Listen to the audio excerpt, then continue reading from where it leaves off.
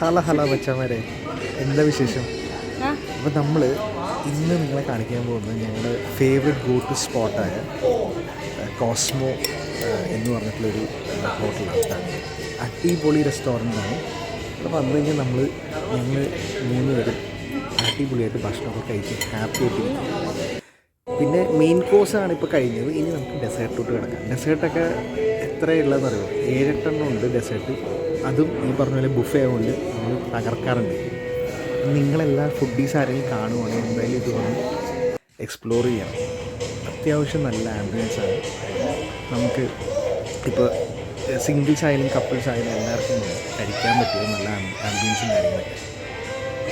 അങ്ങനെ നമ്മൾ പതിയെ കഴിഞ്ഞ് നോക്കാൻ നേരത്ത് ഇയാൾക്ക് ഓടി നേരെ കയറണം. ഇയാൾ ഇച്ചിരി കുറുമ്പൊക്കെ ആയിട്ട് വെറുതെ ഒരു ടൈമാണ്. അങ്ങനെ അവിടെ നിന്ന് ഞങ്ങൾ ഇറങ്ങി.